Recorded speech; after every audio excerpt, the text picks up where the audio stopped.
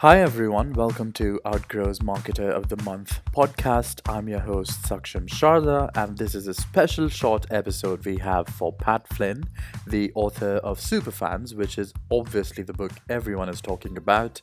And without further ado, I'm going to jump into a rapid fire round with Pat. So, what is your middle name? My middle name is Philip, actually. Philip. So, Pat Philip Flynn. Okay. How Yep. long does it take you to get ready in the mornings? It takes me about 45 minutes to get ready, but this also includes things like meditation and journal writing as well. Ooh, okay.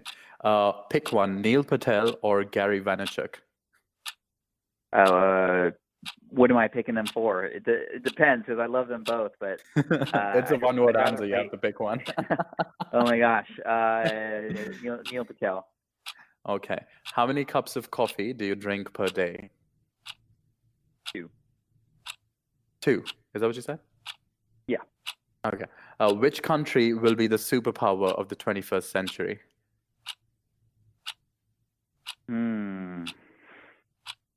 That's a good question. Which country will be the superpower? I mean, I don't dominant know. superpower. I mean, you can take a guess, like from your perspective of things. It doesn't have to be like the truth. I mean, it depends. I would say the United States is where I'm hoping. All right. All right. So, how many hours of sleep can you survive on? 3. Okay. One thing your wife finds the most annoying about you. That I get so easily. I get so easily into new trends. Ah, okay. Pick one, Andrew Yang or Bernie Sanders. Yang. All right. And finally, what does a person need to be happy? Clarity. Clarity. Okay. Beautiful. So that's the end of the rapid fire round. So I'm just now going to move on to the bigger questions. The first one is, what did you learn when writing Superfans? What did you learn in this journey? Yeah, I learned that being challenged moves people. The way that I wrote this book was actually through a challenge called NaNoWriMo, NoWrimo, and this is a challenge that happens every November for authors to challenge themselves to write 50,000 words. Mm-hmm. And I've heard about this before, and I was struggling to find time to write this book, but I decided to use this challenge as a way for me to participate with others to accomplish something big. And also, I held myself accountable by sharing how many words I was writing every day to my audience. And although I didn't finish the book in November, I was able to finish on December 6th. So I just needed a few extra days. But I learned that I work best when I'm challenged. Mm-hmm. Mm-hmm. And anything that you learned about the theme of like relating to your website, smart passive income and affiliates and, fans and super fans, how did your idea evolve as well? If you'd like to speak a bit about that as well.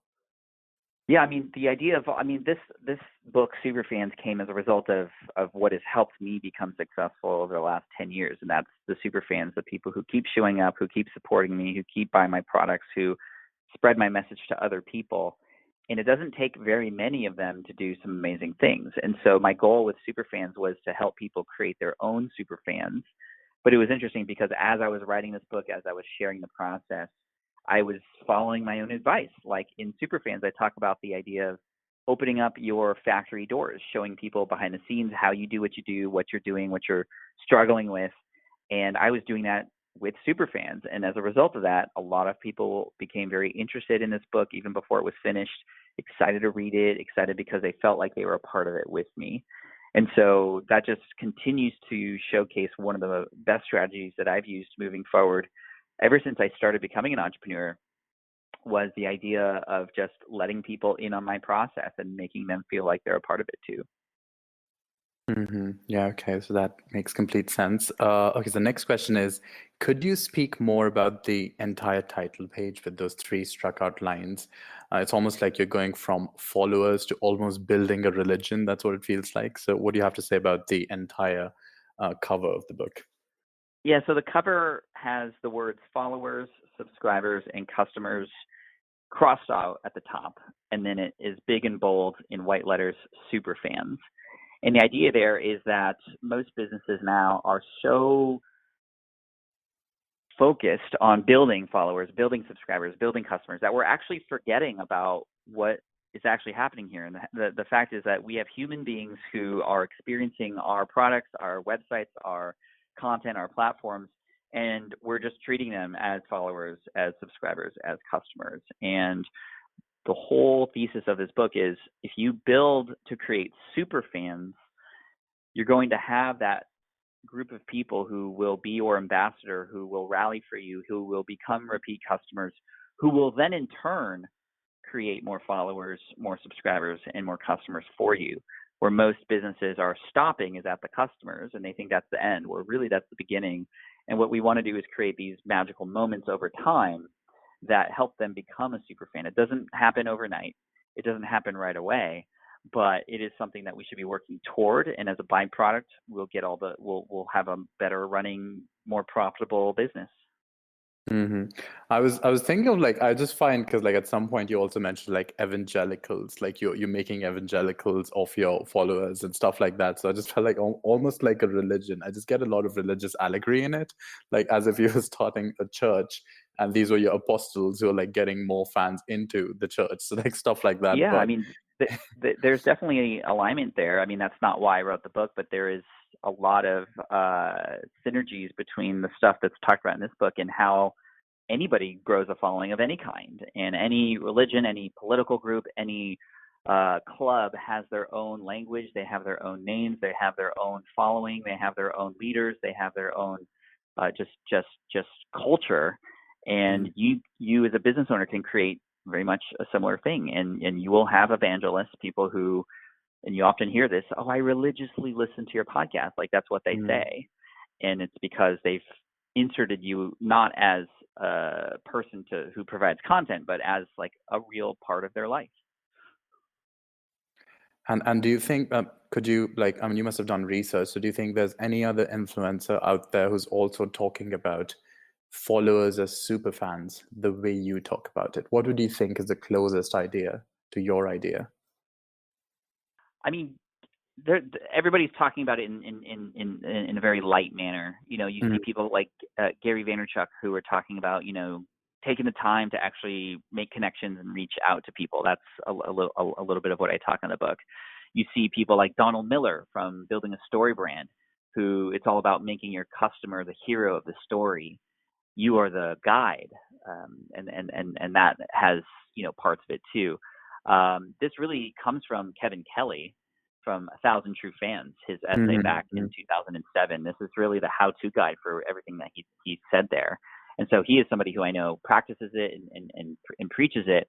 And he's been featured on Tim Ferriss's show. And, you know, a lot of these bigger entrepreneurs, they practice it. But I think I've been able to sort of distill everything and structure in a way that's easy to follow, that any brand, no matter what size, can benefit from. And I think that especially the smaller entrepreneur, the smaller startup, these are the strategies that are going to help them stand out more than anybody. And, you know, it's not just creating super fans in terms of an audience. It's creating super fans in terms of investors, in terms of a network, in terms of friends. Like all these principles aren't just for business. It's really for all kinds of interactions in life. Because the next question I was going to ask you was like, what are your primary and secondary target audiences for superfans? But I also want to talk about how on Product Hunt, when we hunted you, there was like a huge number of people who went and like wrote comments, like really detailed comments as reviews on that Product Hunt listing. And it's as if like Yeah, it was cool. you're preaching what you practice or practice what you preach. It's like, you know, they are your super fans and you have actually Right. a model that you follow that's like that you're preaching. So yeah, so Well, I who's mean, your primary and secondary? even this interview right here, right? Like you, No. you know, this came as a result of like you doing something for me, and I could have just left it be and have that be that. But part of what I talk about is, you know, for people who give you any sort of attention, you need to return that handshake, and that's exactly what this interviews about, and why I'm here, because I want to give back to you for what you've done for me. So, the target audience for this is, I mean, really it's universal, but the said target audience, there's a couple. Number one, and the primary audience would likely be the small business owner, even the solo entrepreneur or person just getting started, maybe a YouTuber or a blogger or a podcaster. They have a message to share. They would love to have that message be shared with more people, and they would love to gain a following. And that's really who this is for. It's really for anybody trying to get a following. But I can also see this, especially in corporate land, in corporate areas, where there's a lot of competition, and you're a corporation and you have products, and you just aren't connecting with your audience. Your audience isn't talking about you like they're talking about the other companies. Why not? And these are the little things you can do in your company to help people become fans of what you do and what you create. I talk a lot about Lego in the book, and they're a company, and they have a fun product, but what they've done specifically to target their fans and to help nurture their communities, like by creating meetups, by allowing for user generated content and encouraging that, by having big giant events and inviting people over, by empowering some of their power users and to even be designers and actually manufacturing products that some of their own Lego customers have created themselves through Lego ideas. These are ideas that any corporation can use to grow fandom and to, honestly, what this is, it's just building business insurance, in my opinion, because this is agnostic to platform. This is people. And so no matter where people end up or what technologies are available to speak to people and talk to them, your fans will go with you wherever. So this is business insurance that we're talking about here, and that's relevant for everybody. I really like the entire Lego example because it's a grand example in the history of marketing. I was going to say, in the age of the influencer, because I suppose we're in the age of the influencer, especially with like Twitter and everything making it possible, and there's like micro influencers as well. So I think this idea, do you think it resonates particularly in this age because influencers have come to the forefront of the entire debate or like the entire marketing dynamic? I think influencers are something that's being talked about a lot. So I think, do you think that industry is saturated? There are too many influencers, do you feel? I mean, it's starting to seem like that's the case because we're starting to hear about it a lot, especially in the mainstream media. And, they're highlighting a lot of stories, and, the Fire Festival obviously helped out with that too, just kind of helping us understand that there's not so good things that happen in this space too. But I think like with anything, like with blogging, like with television, I mean, it's just going to be to a point where, well, there's so much noise out there, the cream will rise to the top. And what can you do to stand out from those other people who are coming on and doing the same thing and wanting to become influencers too? It's about the connection. It's about the connection with the human being on the other end. And the better that you can connect with them, the more likely it is that person's going to stick with you versus the other person. And I think that now there's just more an opportunity than ever to, with the tools that we have available to us, create these incredible moments that help a person realize that we're their favorite, and then they'll continue to come back and support us over time after that. I completely get it. So this is the last question: is how did publishing your first few books, like Let Go and Will It Fly, how is like the experience after that? After publishing them, different from the experience that you're getting now after publishing Superfans? Yeah, I mean, I've published a few books and they were all great. Will It Fly went on to become a Wall Street Journal bestseller, which was an amazing surprise, especially as a self-published book. This one is self-published as well. But I think over time, I've just gotten more and more in tune with each of my books progressively in terms of what I know is going to help people get the most results.